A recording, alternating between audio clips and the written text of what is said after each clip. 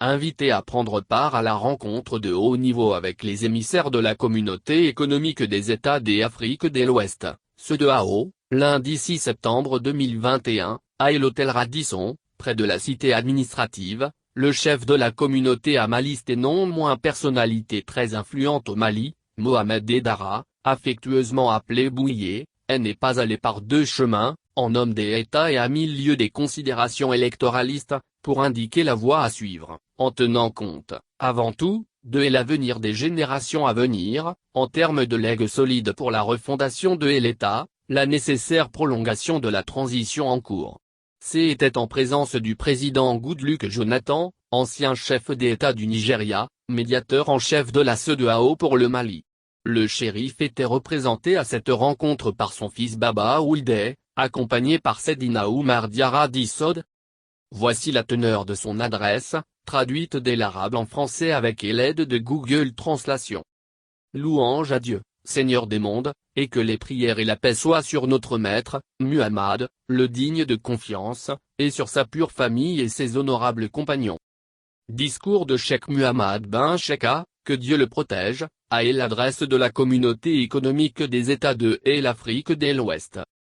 Paix, miséricorde et bénédiction de Dieu Tout-Puissant. Tout d'abord, je voudrais exprimer à ce groupe de pays amis ma gratitude pour l'invitation qu'ils m'ont adressée à participer à un forum qui vise à évaluer et à discuter des conditions que traverse mon cher pays, le Mali. À ce sujet, mon propos inclut le diagnostic du passé et du présent de mon pays, des régimes qu'il a traversés en passant par des secousses et problèmes successifs qui les ont accompagnés. Et parce que je suis un citoyen qui n'est animé par aucun caractère partisan, mais, je suis un citoyen tout court, dont le caractère social est la couleur de la religion. Donc, je suis compté parmi les chefs traditionnels et les cheikhs de ce pays. Partant de mon intérêt pour les affaires générales de mon pays, j'y attirerai l'attention de votre estimé groupe, à travers cette brève présentation, sur les expériences vécues par mon pays au regard de la succession des régimes et des répercussions de certaines politiques improvisées qui ont certes rassasié la faim des politiciens, mais elles n'ont pas pris en compte l'intérêt supérieur du pays. Au départ, il y a le régime de Modibo Keïta, qui avait reçu un grand soutien du peuple. Mais, il s'est rapidement effondré à cause de la déviation de sa politique ayant conduit à son renversement par un coup d'État mené par de jeunes officiers de bas rang. Mais, c'était un coup d'État blanc dans le sens où aucune goutte de sang ne fut versée. Et leur règne a duré une vingtaine d'années, à la fin duquel il a été confronté à une révolution et à la destruction des équipements et biens publics. Et l'affaire s'est soldée par la prise du pouvoir par un groupe d'officiers de l'armée, pour entamer un nouveau chapitre de souffrance ayant à plonger notre peuple épuisé dans une mer de conspiration sous l'habillage du jeu de la démocratie hors de contrôle et de mesure. Ainsi, les politiciens ont commencé à manger le peu qui restait de ce peuple émacié et appauvri.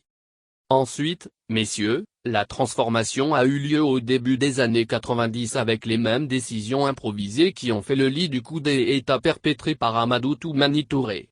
Le délai prescrit de 14 mois a été respecté, mais, la prise en compte de la réalité du pays n'a pas été respectée. Et nous rappelons ici la citation à méditer de l'homme politique américain, James Freeman Clarke, disant en substance ceci: le politicien regarde son avenir électoral immédiat, alors que l'homme d'État regardait l'avenir des générations futures. Distingués participants, les meurtrissures douloureuses du passé nous ont fait prendre conscience que les politiques d'improvisation ont de graves conséquences pour les peuples, et que toute politique qui n'est pas basée sur une vision réaliste, prenant en compte la réalité du pays, prenant en compte ses conditions, tout en évaluant son niveau social, ne peut apporter une solution idoine et durable aux souffrances complexes d'un pays fragmenté et d'un peuple épuisé.